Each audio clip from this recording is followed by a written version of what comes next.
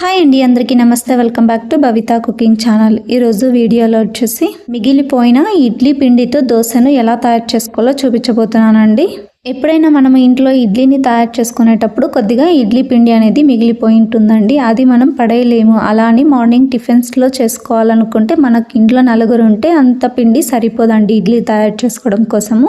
అలాంటి టైంలో ఇలా మనం ఇడ్లీ పిండితో ఇలా దోశల్లా ప్రిపేర్ చేసుకోవచ్చండి. లేదా 2 రోజుల పాటు వరుసగా ఇడ్లీని తినలేని వారి కోసము ఇలా దోశల్లా కూడా ప్రిపేర్ చేసుకోవచ్చండి. ముందుగా మనం మిగిలిపోయిన ఇడ్లీ పిండిని తీసుకోండి. మిగిలిపోయిన ఇడ్లీ పిండిని ఇప్పుడు మిక్సీ జార్లోకి వేసుకోండి. ఈ ఇడ్లీ పిండి వచ్చేసి 2 కప్పుల దాకా అయితే ఉందండి. 2 కప్పుల ఇడ్లీ పిండి అయితే మిగిలిందండి. ఇందులోకి 1 కప్పు మల్టీగ్రెయిన్ దోశ ప్రీమిక్స్ పౌడర్ని వేసుకుంటున్నానండి. దీన్ని ఎలా తయారు చేసుకోవాలో ఆల్రెడీ నేను వీడియో చేశానండి. కింద డిస్క్రిప్షన్లో లింక్ ఇస్తాను, వెళ్ళి చెక్ చేయండి. లేదా మీ దగ్గర ఇప్పుడు అందుబాటులో లేకపోతే 1 కప్పు రాగి పిండినైనా వేసుకోవచ్చండి. ఇప్పుడు మూత పెట్టేసి బాగా మెత్తగా అయ్యేంత వరకు ఇలా గ్రైండ్ చేసుకోండి.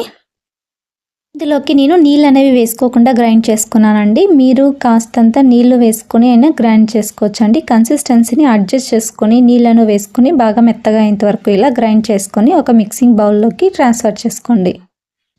గ్రైండ్ చేసి పెట్టుకున్న పిండిని మొత్తం గిన్నెలోకి వేసుకున్న తర్వాత అదే మిక్సీ జార్లోకి కొద్దిగా నీళ్ళను వేసుకొని బాగా మిక్స్ చేసి ఇందులోకి వేసుకోండి. నెక్స్ట్ ఇందులోకి 1 టీ స్పూన్ పంచదారను వేసుకోండి. 1/2 టీ స్పూన్ దాకా వంట సోడాని వేసుకొని ఈ రెండింటిని కూడా బాగా కలిసేంత వరకు ఇలా బాగా కలపండి. ఆల్రెడీ ఇడ్లీ పిండిలోకి సాల్ట్ అనేది వేసుకున్నాను కాబట్టి ఇందులోకి వేసుకోలేదండి. మీరు వేసుకోకపోతే సాల్ట్ని యాడ్ చేసుకోండి. కలుపుకున్న ఈ దోశ పిండిని 10 నుండి 15 నిమిషాల పాటు పక్కన ఉంచుకోండి. 15 నిమిషాల తర్వాత స్టవ్ మీద దోశ ప్యాన్ని పెట్టుకోండి. దోశ ప్యాన్ని బాగా హీట్ చేసుకోండి. ఆయిల్ని అప్లై చేసుకోండి. ప్యాన్ అనేది బాగా హీట్ ఎక్కిన తర్వాత ఇప్పుడు నీళ్ళతో స్ప్రింకిల్ చేసుకోండి. నీళ్ళతో ఇలా స్ప్రింకిల్ చేసుకున్న తర్వాత దోశ పిండిని దోశల్లా వేసుకోవడమేనండి. దోశ వేసుకునేటప్పుడు స్టవ్ని హై ఫ్లేమ్లో ఉంచి వేసుకోండి. మనం నార్మల్ దోశని ఎలా అయితే వేసుకుంటామో సేమ్ అదే ప్రాసెస్లోనే దోశల్ని వేసుకోవడమేనండి. దోశను వేసుకున్న తర్వాత 1 నిమిషం పాటు దోశని బాగా కాలనివ్వండి. 1 నిమిషం తర్వాత పైనుండి ఆయిల్ని అప్లై చేసుకోండి. ఆయిల్ని అప్లై చేసుకున్న తర్వాత ఇలా మంచి గోల్డెన్ కలర్ వచ్చేంత వరకు దోశని బాగా కాలనివ్వండి. ఇలా క్రిస్పీగా అయిన తర్వాత దోశని పక్కకు తీసుకోవడమేనండి.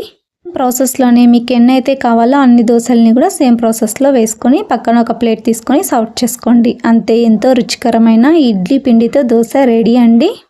మరెన్నో మంచి రెసిపీస్ కోసం నా ఛానల్ని సబ్స్క్రైబ్ చేసుకోండి, లైక్ చేయండి, షేర్ చేయండి. మీ ఫ్రెండ్స్కి, రిలేటివ్స్కి కూడా షేర్ చేయండి వీడియోస్ని. ఈ దోశలోకి కొబ్బరి చట్నీ ఇంకా అలాగే క్యాబేజీ కర్రీతో సర్వ్ చేసుకొని తినండి. చాలా అంటే చాలా రుచిగా ఉంటుంది. ఎప్పుడైనా ఇలా ఇడ్లీ పిండితో దోశల్ని వేసుకున్నారా? ఎప్పుడైనా సరే మీరు ఇంట్లో మిగిలిపోయిన ఇడ్లీ పిండితో ఇలా దోశల్ని వేసుకొని మీకు ఎలా వచ్చిందో కింద కామెంట్ సెక్షన్లో కామెంట్ చేయండి. Thank you for watching video.